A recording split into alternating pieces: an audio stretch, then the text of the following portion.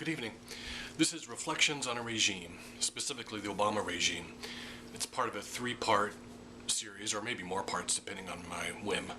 But the first part, this episode, is dedicated to the defense of the Obama fortress. And I look at it like this. Obama is the center, and then you have his coterie of, advisors, senior advisors, press secretaries, the DOJ, all the people that we associate him with his team, be it Axelrod or Valerie Jarrett, Eric Holder, Gibson, now Carney, et al. And they present the core, with Obama being the nucleus.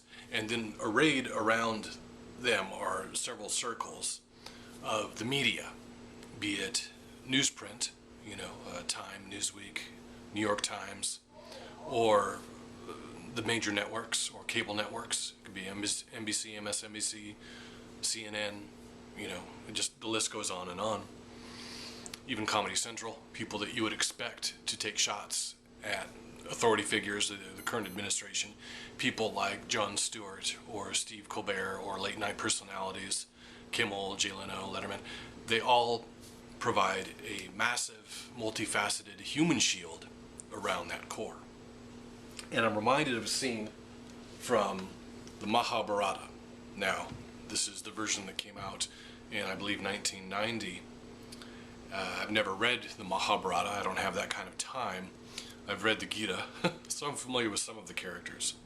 There's a scene in the Mahabharata where the two royal families are on the battlefield, and one of the families has this defense tactic.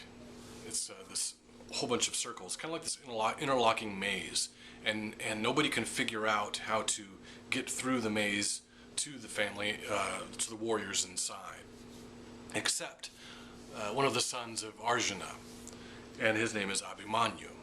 And for whatever reason, the details escape me, but he knows how to penetrate this fortress. And luckily he's able to, and he defeats just scads of warriors. It's almost like he goes in there and it's the Iliad. Tragedy ensues, and I hope that's where the similarities end. But Obama, the campaigner, his enemies largely vanquished themselves, be it McCain or any of his critics. Now, as Obama, the president, he has real enemies that are going to press and see if they can penetrate that fortress. If they can navigate through the minefields and then get through the media and then get to the core, that's where they'll do some real damage. Now, the minefields that they have to get past, just imagine a whole field of mousetraps. You set one off, and then another one sets off, and then they're all going off. And these mousetraps are when someone presents any sort of critique of the president, or differs with any of his opinions or philosophies, or any of his cabinet members. The minute you step out of line, racist. Doesn't matter if your point is completely 100% legitimate, it has nothing whatsoever to do with race or ethnicity, racist. That will pretty much cause anybody to second guess themselves. And that's the tricky part. It's their first line of defense, and it's also their last. It's when the liberals are at their most cocky, but also at their most frightened. It's their bread and butter. It's their meat and potatoes attack and defense. So look to hear a lot of that. Obama as president, he claimed to be, the hope and change president, post-racial president, to usher in post-racial America. But it's nothing like that at all. Total Janus-faced. You flip the coin. It's hyper-racial America. We have a hyper-racial president. Every single thing is tinged with race. And if it's not explicit, it's implied or hidden through dog whistles and codes and hieroglyphics. Oh, that's the tone of his voice. Oh, it's what he didn't say that's racist. So you have this imperial guard that are ready, just at the ready, to label everything racist. And I think what will happen as we near November, the country will be totally desensitized to hearing that racist. It's not going to have that oomph anymore. Now, if you're a card-carrying member of the KKK or, yeah, you're screwed because you are racist. But I think in today's day and age, a lot of people are quick to label anything racist, and it gets old. People are going to get desensitized to it, and the word means nothing. So what are you left with? That's what's interesting.